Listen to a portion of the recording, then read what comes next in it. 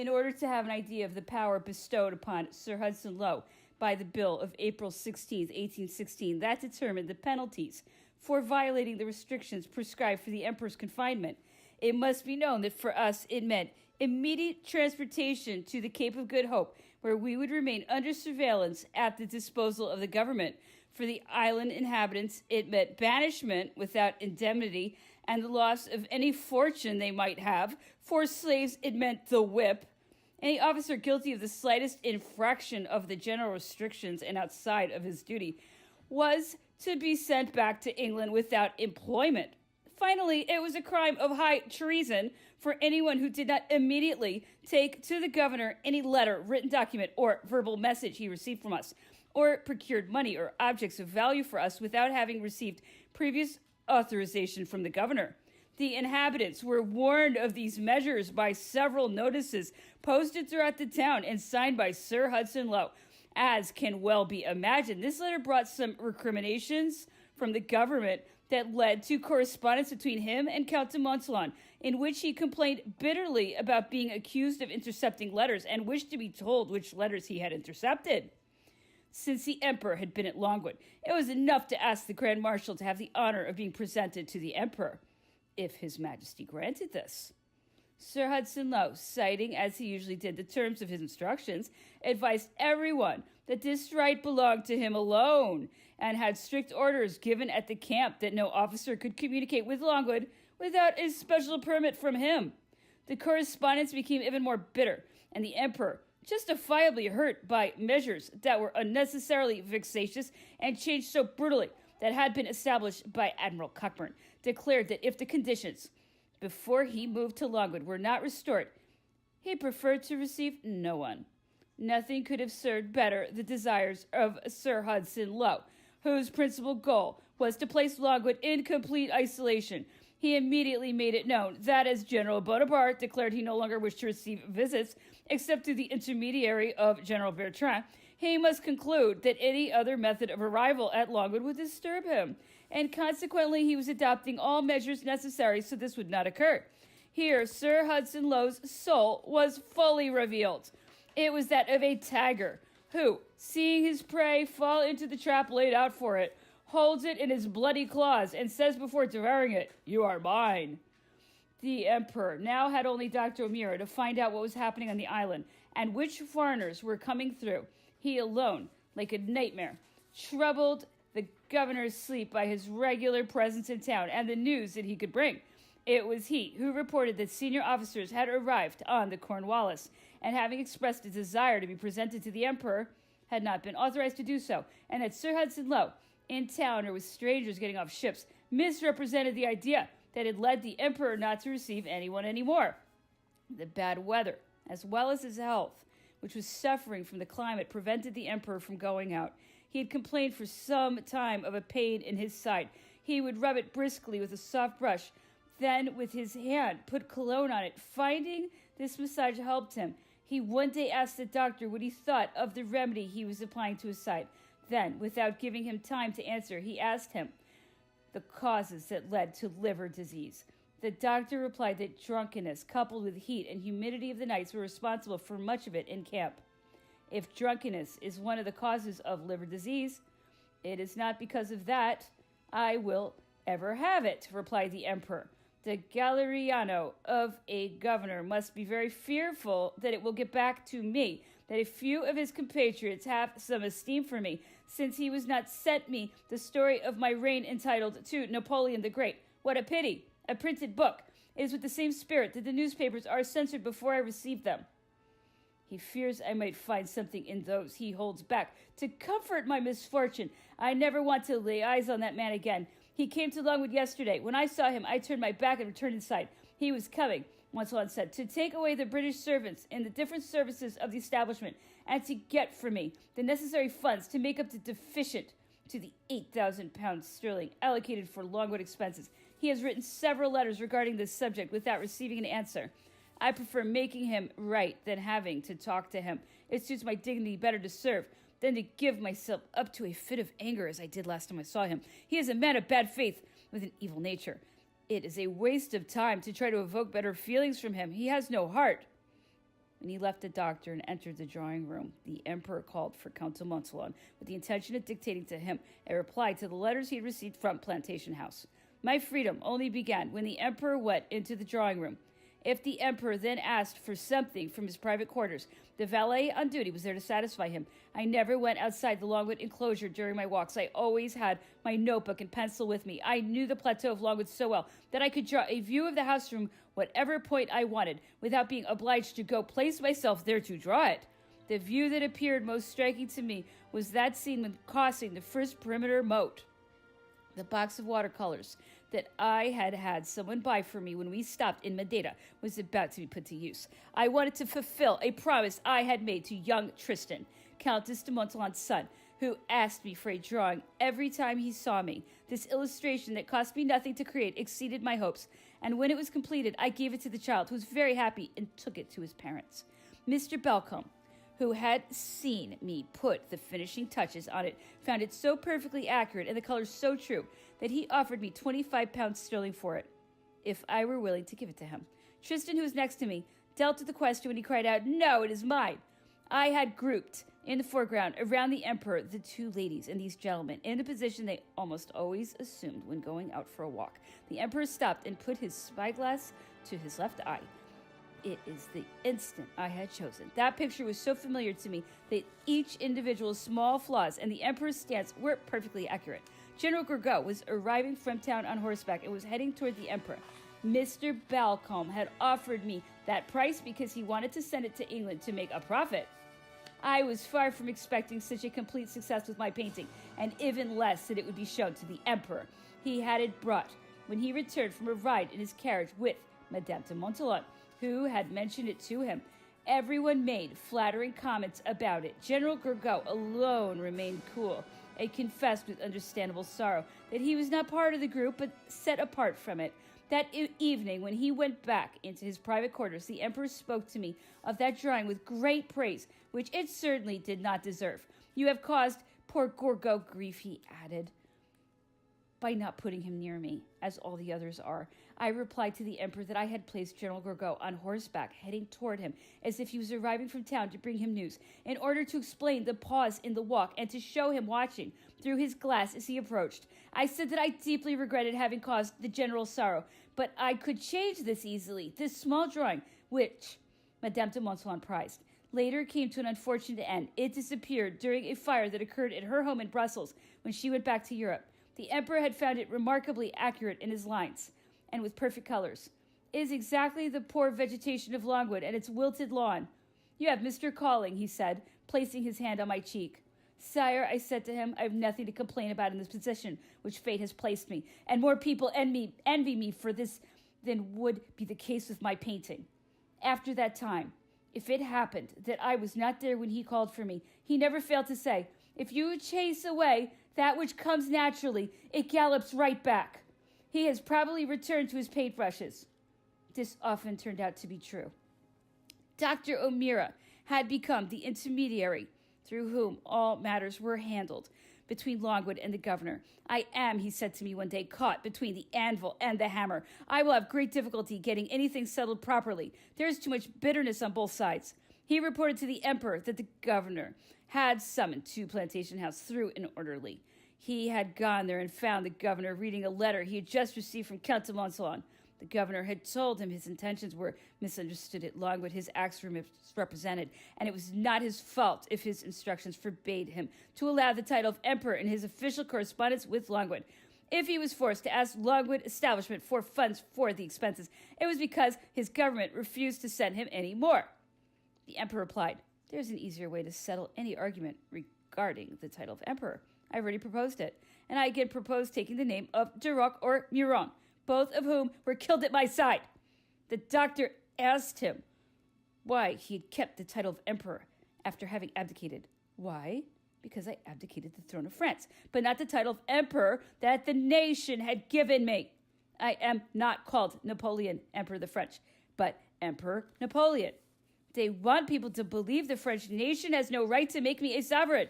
If she had no right to make me an emperor, she had no right to make me a general.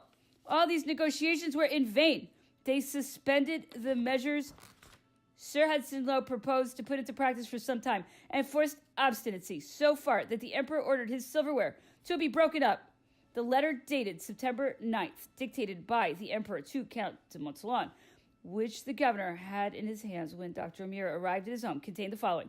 Longwood, September 9th, 1816. Governor, I have received your 2 letters of August 30th. One of these I was not able to pass on. Count Bertrand and I have had the honor of telling you several times we could not be responsible for anything that would go against the emperor's noble character.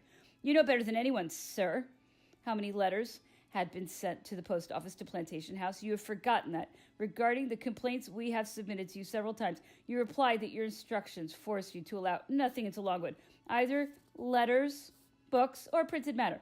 If these objects had not gone through your government channels, a lieutenant from the Newcastle had been the bearer of a letter for Count Las Casas. You kept it. But since this officer had believed his discretion to have been compromised, you then provided the letter 30 days after it arrived on the island, etc. We are sure that our families and friends write to us often. Until now, we have received very few of their letters. But based on the same principles you disavowed today, you kept back the books and the printed matter addressed to you. And nevertheless, you kept them. Your second letter of August 30th does not reply, sir, to the one I had the honor of writing to you, complaining about the changes you had brought about during the month of August, which upset all the basis of our establishment in this country. There is no part of my written instructions more definitive, or to which my attention is more pointedly called, than that no person whatever should hold any communication with him, the emperor, except through my agency. You give your instructions a Judaic interpretation. There is nothing in them authorizing or justifying your conduct. Your predecessor had these instructions, and you had them during the 3 months before the changes you brought about a month ago.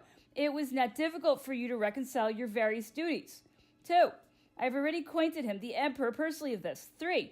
In addressing all strangers and other persons except those whose duty might lead them to Longwood, in the first instance to Count Bertrand, or, asking myself, to ascertain whether the emperor would receive their visit, and in not giving passes except to such persons who had ascertained this point or were directed to do so. 4. It is not, sir, in my power to extend such privilege as you require to Count Bertrand, etc.